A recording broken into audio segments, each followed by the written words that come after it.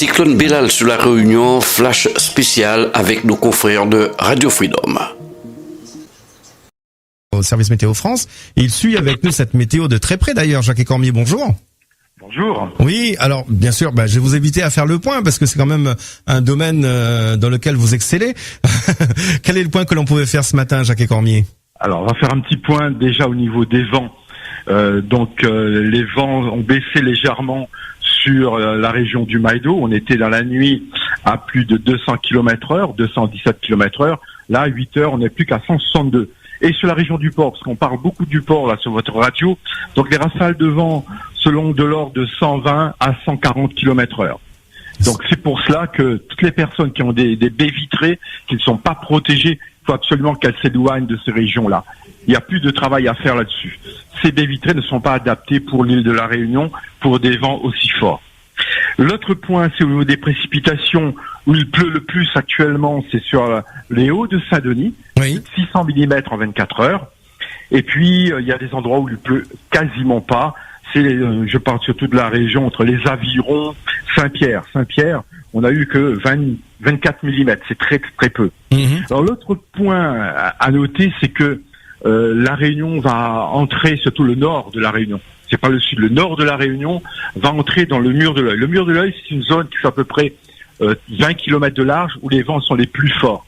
Donc cette zone est à proximité de Saint-Denis, on va dire dans l'heure qui arrive, les vents les plus forts vont toucher Saint-Denis.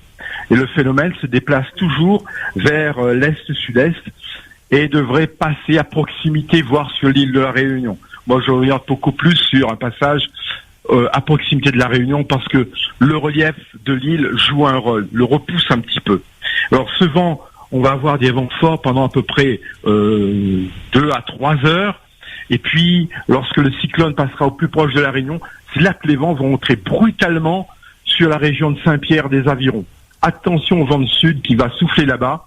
Brutalement, actuellement, il y a des rafales de l'ordre de 40, 50 km/h sur Saint-Pierre. Le vent va passer brutalement à 120, 140 km/h.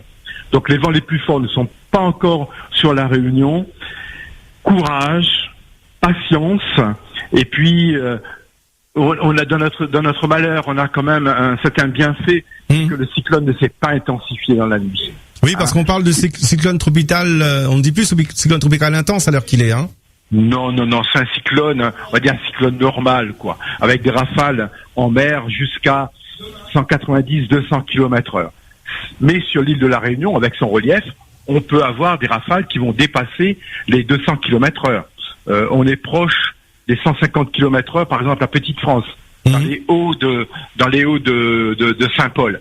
Donc là, le vent va s'intensifier, courage, et puis une pensée quand même pour les gens de la montagne. Donc tous les gens qui habitent dans les hauts, les rafales vont être très fortes et vont dépasser les 200 km/h. Ça va pas durer longtemps, 3-4 heures, mais c'est un moment qu'on trouve très très long.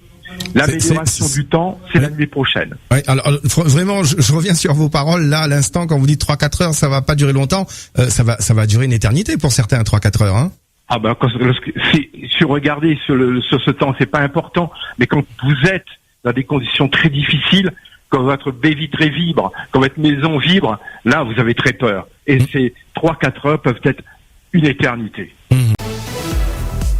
ONews Radio, toute l'actualité nationale et des Outre-mer.